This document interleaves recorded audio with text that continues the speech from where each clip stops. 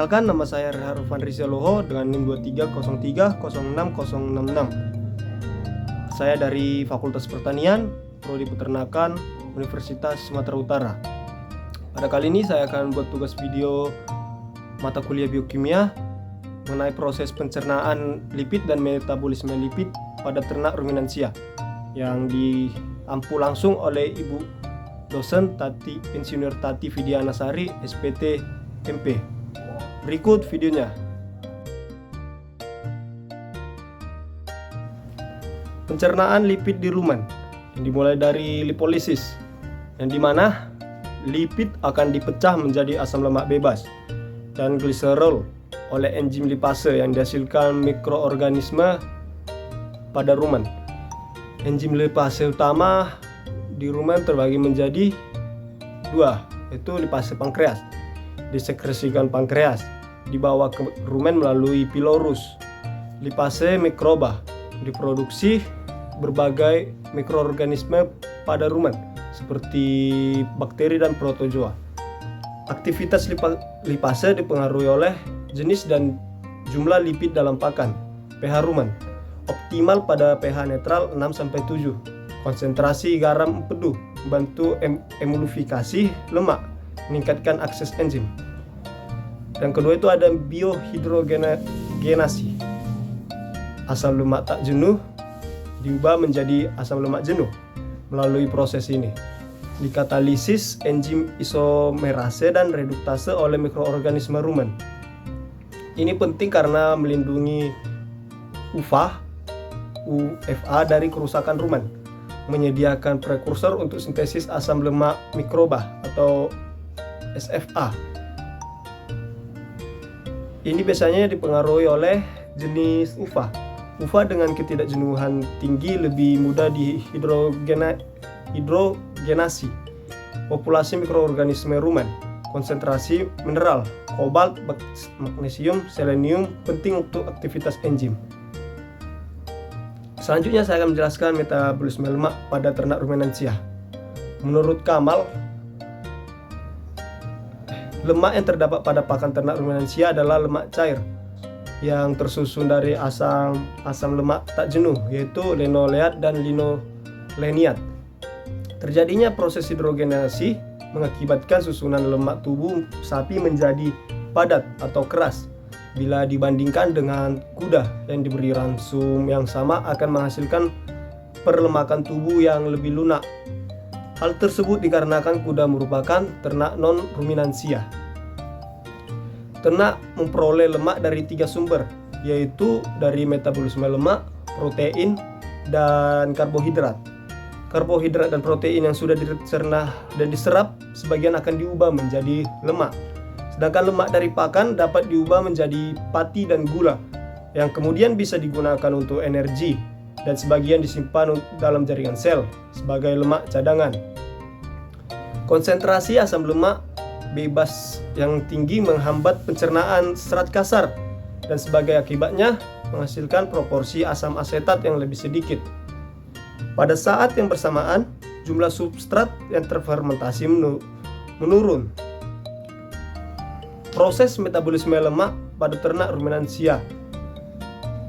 Metabolisme lemak pada ternak ruminansia dimulai di dalam rumen dan dilanjutkan di dalam pasca rumen seperti ada di berikut. Ketika lemak masuk ke dalam rumen, maka akan terjadi dua proses utama, yaitu proses hidrolisis dan proses biohidrogenasi. Lebih dari 85% lemak terhidrolisis menjadi asam lemak bebas, gula, fosfat, dan gliserol.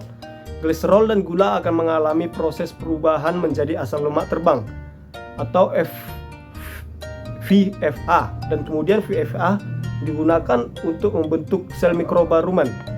Yang pertama itu ada proses hidrolisis atau lipolisis, merupakan proses pertama pada metabolisme lemak. Ikatan trigliserida, fosfolipid, dan ester glikolipid akan terputus yang dilakukan oleh bakteri rumen. Bakteri rumen yang menghidrolisis lemak seperti Angrovibrio lipolytica, Butyvibrio vibriolens yang akan mengeluarkan enzim lipase. Proses ini menghasilkan asam lemak gliserol, dan galaktosa yang siap untuk metabolisme lebih lanjut. Asam lemak tak jenuh atau asam linoleat dan asam linolenat tadi juga akan ditemukan dalam proses ini, yang kemudian akan dipisahkan dari asam lemak gliserol dan galaktosa. Setelah dipisahkan, maka asam lemak tersebut akan diubah menjadi VFA yang kemudian akan digunakan untuk membentuk sel mikroba rumen 1. 2. Proses hidrogenasi atau sering disebut biohidrogenasi merupakan proses pencernaan yang kedua terjadi pada asam lemak tak jenuh yang dihasilkan dari proses hidrolisis di dalam rumen. Ikatan cis diisomerisasi menjadi bentuk trans. Isomerisasi menyebabkan pengurangan asam lemak tak jenuh. Proses biohidrogenasi, asam lemak yang tidak jenuh akan menjadi asam lemak jenuh, serta proses konjugasi pada asam lemak tidak jenuh atau lebih dari 2 ikatan rangkap sehingga terbentuk asam lemak konjugasi. Contohnya itu seperti conjugate linoleic acid. Sebagian kecil asam lemak esensial yang lolos dari proses di dalam rumen sudah dapat memenuhi kebutuhan ternak. Proses penyerapan lemak pada rumenansia. Proses penyerapan lemak pada rumenansia terjadi di pasca rumen. Sebagian besar lemak pada rumenansia masuk dan akan diserap duodenum dalam bentuk asam lemak bebas yang mengandung asam lemak jenuh tinggi. Asam lemak rantai pendek yang terhidrolisis akan diserap oleh dinding rumen. Asam lemak rantai panjang akan masuk ke epitelium dan usus halus. Di usus halus, lemak akan disintesis menjadi gliserida dan asam lemak oleh lipase. Asam lemak C14 membentuk trigliserol,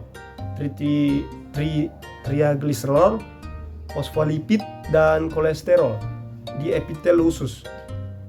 Akan membentuk kilomikron selanjutnya masuk ke peredaran darah untuk diedarkan ke seluruh tubuh. Peran retikulum yaitu retikulum bertindak sebagai filter, memungkinkan partikel kecil dan mikroorganisme rumen lolos ke omasum. Partikel besar dikembalikan ke rumen untuk pencernaan lebih lanjut atau disebut ini penyaringan filter. Retikulum juga berperan dalam penyerapan senyawa rumen seperti asam lemak, vitamin, dan mineral. Adapun faktor yang mempengaruhi pencernaan lipid dan metabolisme yaitu komposisi pakan, jenis dan jumlah lipid dalam pakan ruminansia, populasi mikroorganisme rumen, komposisi dan aktivitas mikroorganisme rumen, kondisi rumen